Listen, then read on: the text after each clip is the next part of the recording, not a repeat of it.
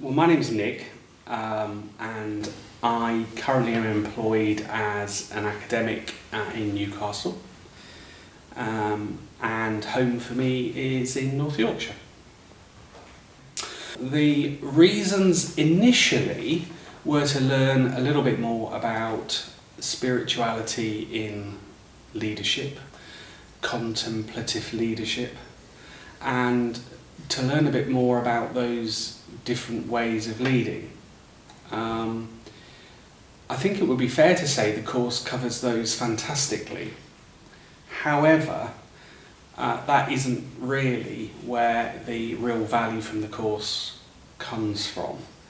And I'd obviously like to talk a bit more about that.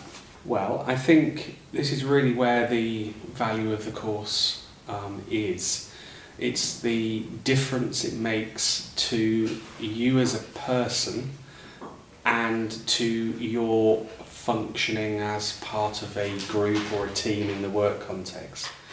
For me though, at a sort of very personal level, the difference it's made, it's enabled me to, I think, ultimately become a more caring, kind, and compassionate person, and as a result to value those characteristics in others.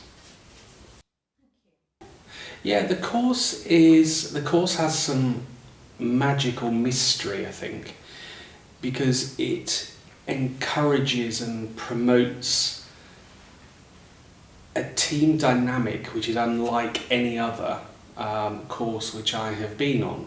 As an academic, I teach on leadership courses myself. I've attended leadership courses, and this particular course is particularly special in the way in which it enables the group to be open with each other, to share with each other, to learn from each other, to share hopes with each other. And your question is really about, well, how does the course precisely do that? And I think that's very hard to pin down. And I think really the only way to do that is to be on the course yourself and experience it. I don't think any words from me are going to be able to articulate precisely how it does that. But anybody viewing this, you'd have to trust me that it does, and it's unlike anything else. I mean, I work in the university sector, and I just wish we could bottle and capture what goes on here and apply that to university courses, because it would make such a big difference. But unfortunately you can't capture it and bottle it in that way. You have to experience it. Yeah, a few things spring to mind. The first would be the type of people and persons the course recruits, so that that helps encourage and foster this dynamic and this openness. So its cohorts that it has on the programme that's really thought through in terms of how the course is going to operate. The way the course is led and facilitated, I use the word led, that implies that somehow there are people in charge of the course. That's really not the case. The learning is very person-centred, and the focus is on the participants and not the leaders. So facilitation might be a better word, but again, that doesn't adequately capture the way in which those that lead the course are almost part of the course with you. And I think that's really important.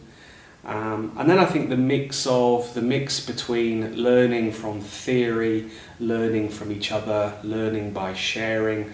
There are so many different ways in which learning happens, and it's probably the balance between those different things which is important. So if you're expecting a teacher-led, teacher-taught programme, this isn't the one for you.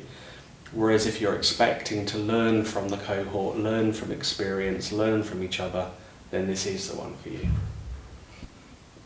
Well, it's important from the world. I said I was an academic, and I teach corporate responsibility and ethics, and corporate responsibility probably should be called corporate irresponsibility, insofar as the world right now needs more leaders who are more caring, kind, compassionate, open, And unfortunately, this isn't what's normally taught on leadership courses. Leadership is often associated with, the vision of the heroic leader, someone who is decisive and makes decisions and takes command and control.